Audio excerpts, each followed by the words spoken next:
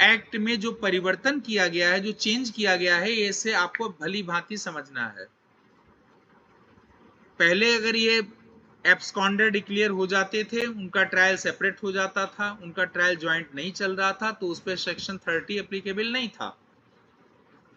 आज की डेट में यानी 1 जुलाई 2024 के बाद अगर कोई अपराध हुआ है, उसमें अगर कोई ट्रायल चल रहा है जिस पर कि आपका बीएसए लागू है, तो ऐसे ट्रायल में आपको वो सुसंगत हो जाते हैं, एडमिसिबल हो जाते हैं। क्लियर? एडमिशन और कन्फेशन का एक डिस्टिंक्शन, एक अंतर ये भी है। कन्फेशन के संबंध में बताए थे आपको कल हम कि confession has nowhere been defined in Bharatiya Sakshi Adhiniyam 2023 and it was not even defined under Indian Evidence Act 1872। कहीं डेफिनेशन इसकी नहीं है। कह रहे हैं वो एडमिशन जो कन्फेशन, जो अपने अपराध को स्वीकार करते हैं, वो एडमिशंस रिगार्डिंग क्रिमिनल ऑफेंसेस, उनको कन्फेशन कहा गया है। इसको लॉर्ड एटकिन ने एक केस में डिफाइन किया था, नोट कर सकते हैं।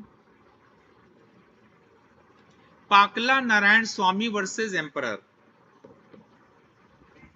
ये बहुत लैंडमार्क केस था, इस पर हम लोग डील करेंगे आपको आगे। पाकला नारायण स्वामी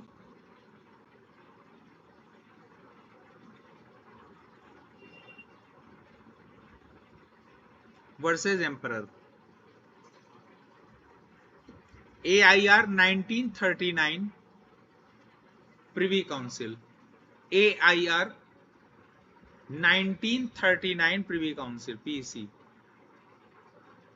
ठीक है बेटा। और इसमें जो सुनिए निष्ठा जी, इसमें जो डेफिनेशन दी गई है, ये आप जानते हो कि प्रिवी काउंसिल का था। इसको ऑनरेबल सुप्रीम कोर्ट ने भी एक्सेप्ट कर लिया जो वहां पे डिफाइंड था। अपने यहां का केस है Palvinder Kaur versus state of Punjab. Palvinder Kaur versus state of Punjab, AIR 1952 supreme court, AIR 1952 supreme court.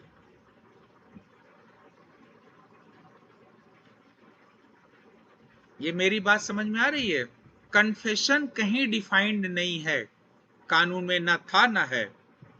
जब था बोले तो ओल्ड एक्ट, है बोले तो न्यू एक्ट आपका।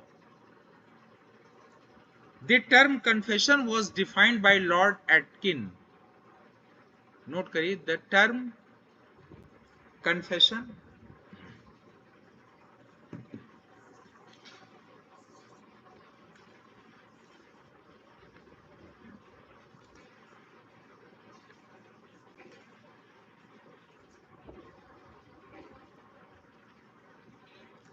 The term confession was defined by Lord Atkin, A-T-K-I-N, Atkin.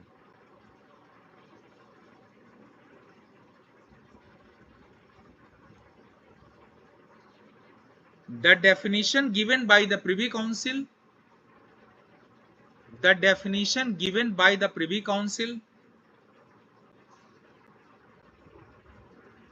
was approved by Indian Supreme Court.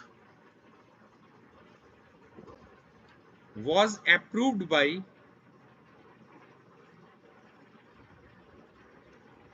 Indian Supreme Court in Palvinder Kaur case, जिसका कि आपको हमने बताया है अभी। पलविंदर कौर के केस में उसको यथावत अप्रूव कर दिया गया है